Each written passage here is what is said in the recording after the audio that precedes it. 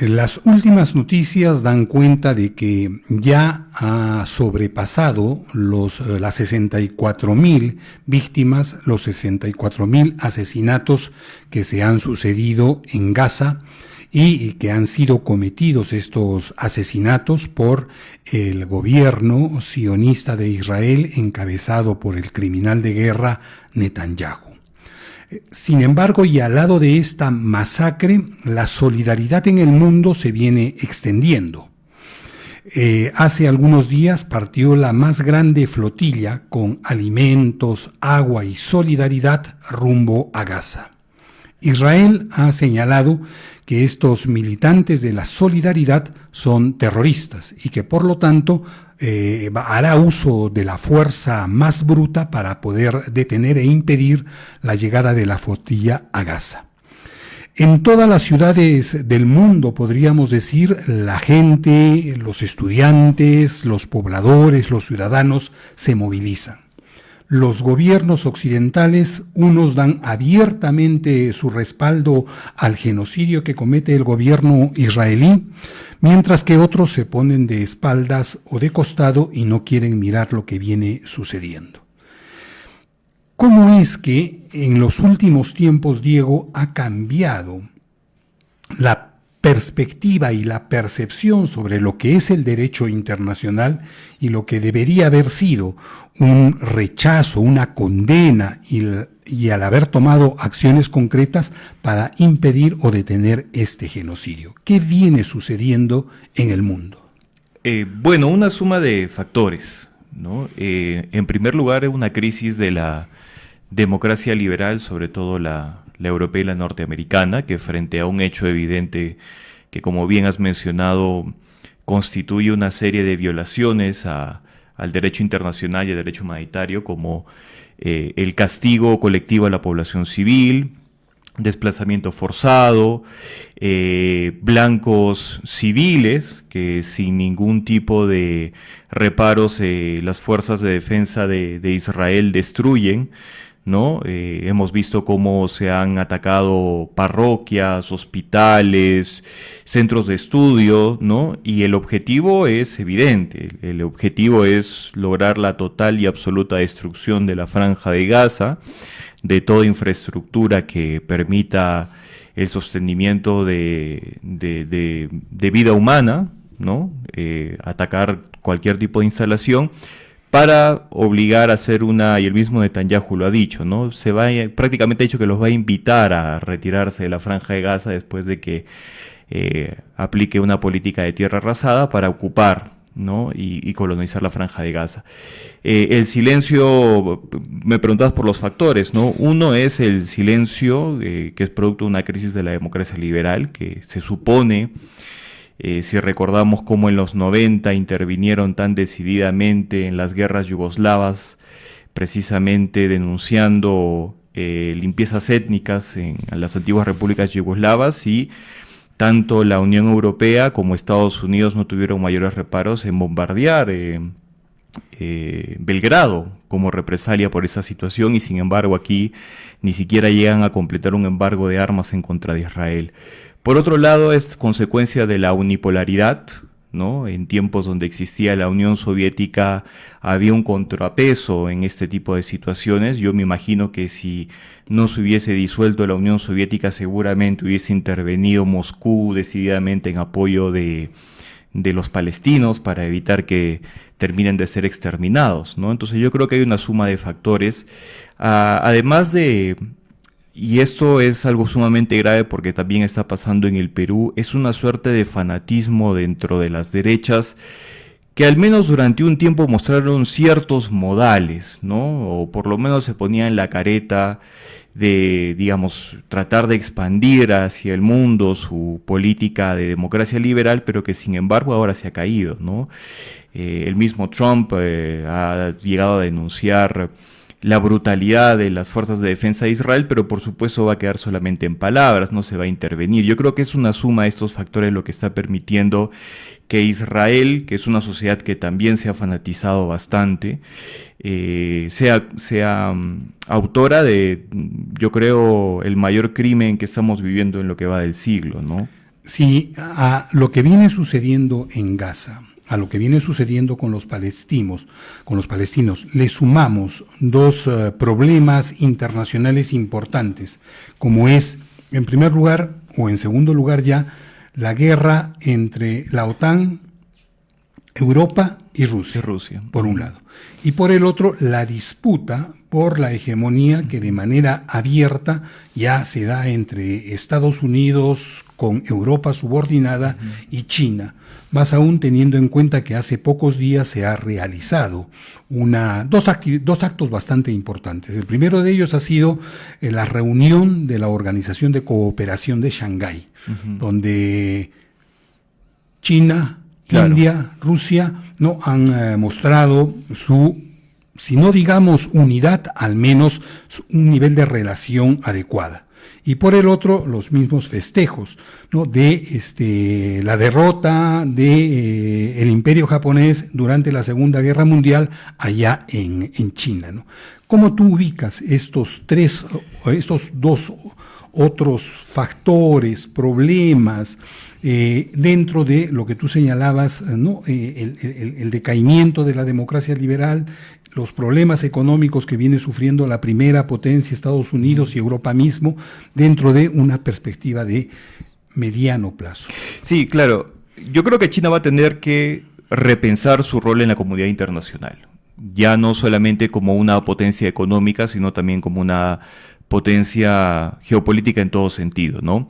Hay que recordar que, a diferencia de lo que menciona la propaganda norteamericana, China no es un país que quiere ni exportar su modelo político, ni tampoco lo quiere imponer en el resto del mundo, ¿no? China ha sufrido en carne propia durante mucho tiempo lo que significa haber sido víctima del colonialismo, ¿no? Hasta la Segunda Guerra Mundial, hasta incluso después de la Segunda Guerra Mundial, China ha sufrido en carne propia lo que significa ser ocupada militarmente, tener que ceder territorio, tener que sufrir un genocidio, porque hay que recordar que fuera de lo que había pasado en Europa durante la Segunda Guerra Mundial, China fue el país con mayor cantidad de víctimas civiles por la ocupación japonesa, que fue realmente brutal, ¿no? Incluso la instalación de regímenes títere como pasó en Manchuria, en el norte de China. Entonces, ellos durante mucho tiempo han planteado una política exterior de respeto, ¿no? Es más, el mismo presidente Xi, cuando se inauguró el puerto de Chancay, escribió un artículo donde exponía, a diferencia de lo que plantea Trump, incluso en las antípodas, donde pues habla de patio trasero, incluso Trump y sus digamos sus halcones. El presidente Xi habla de culturas muy antiguas y que por lo tanto hay un nivel de respeto. Ahora, el problema es que Estados Unidos está presionando cada vez más la posición de China de, digamos, mantenerse en una política de no intervenir directamente sobre los intereses de cada país. Yo creo que China va a tener que planteárselo nuevamente, porque lo que estamos viendo en Gaza, lo que está pasando en Ucrania, que Trump dijo que lo iba a solucionar en pocos días y se ve que se sigue prolongando la guerra, China va a tener que tomar de alguna manera el lugar que ha dejado vacío la Unión Soviética, ¿no? Entonces es una especie de contención al expansionismo de los Estados Unidos, que ya está bastante cerca. Hay que recordar lo que está pasando en Venezuela, ¿no? Que se ha enviado una flota bastante poderosa justo frente a las costas de Venezuela, con la amenaza latente de poder iniciar una ocupación militar, ¿no? Lo cual terminaría de destruir Venezuela sin lugar a dudas, porque claro, una cosa es invadir Afganistán con los talibanes y otra cosa es invadir un país como Venezuela. No es lo mismo, ¿no? Entonces ahí yo creo que China va a tener que replantearse el rol y ser mucho más firme en torno a los límites que debe imponerle a los Estados Unidos. Diego, detrás de estos tres escenarios que aparecen todos los días en las noticias, en el sustrato yo encuentro que hay dos problemas. Uno que tú lo has señalado, que es la democracia liberal ha entrado en un trompo de crisis que desde mi punto de vista no va a ser posible una vuelta a lo que ha sido, entre comillas, la democracia liberal en la década de los 60, 70, ¿no? Y lo otro es la profunda crisis en la cual se debate el capitalismo, ¿no? Tanto Estados Unidos como Europa.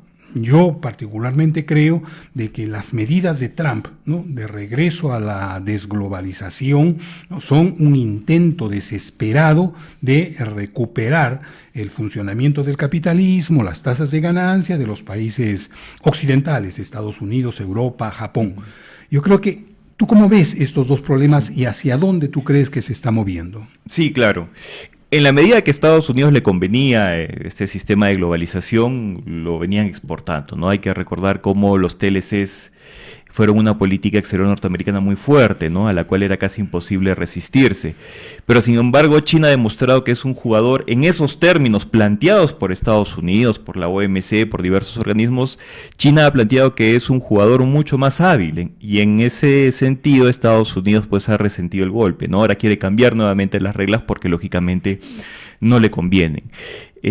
Pero es cierto, y lo que más preocupa es la falta de reacción de las fuerzas, entre comillas, progresistas, de izquierda, o que en algún punto fueron incluso partidos socialistas, sobre todo en Europa y en algún sector del Partido Demócrata de los Estados Unidos, en volver a recuperar sobre una base, sobre todo de propuesta económica, el rol que habían jugado históricamente, porque la democracia liberal siempre se sostuvo bajo la idea de que iba a haber una suerte de bipartidismo, donde habían partidos conservadores por un lado que representaban ciertos intereses, pero por el otro siempre había partidos de izquierda, socialistas, obreros, socialdemócrata, como quiera que se le llame, pero que siempre tenían una base profundamente arraigada en la clase trabajadora y en la reivindicación, por ejemplo, de los sindicatos y de toda esa masa de trabajadores, obrera de Europa, ¿no?, que se sentía identificada incluso con su misma clase social y estaba orgulloso de ser clase trabajadora, y que por lo tanto votaba un partido que representaba esos intereses.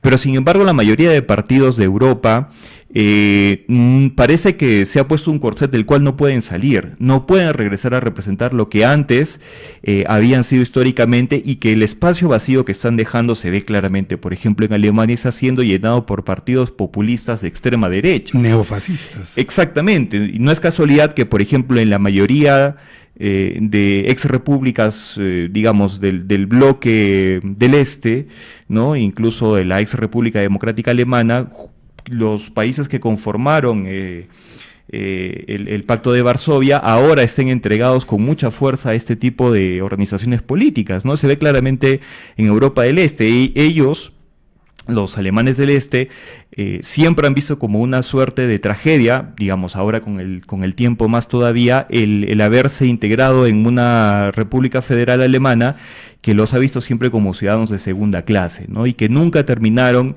de adaptarse a este nuevo sistema, y que, claro, al no existir el partido socialista unificado alemán que los representaba, y el Partido Socialdemócrata alemán no ha llegado a representar los intereses de esta clase, que prefería pues una estabilidad, trabajo seguro, una fuerte presencia del Estado, están empezando a votar a la extrema derecha. Eso no es casualidad, ¿no? Y lo mismo está pasando en Estados Unidos. Las fuerzas trabajadoras que históricamente habían estado vinculadas al Partido Demócrata de los Estados Unidos, porque en teoría era el partido de los sindicatos, ahora ya no los representa más, y por eso aparecen fenómenos como el de Trump.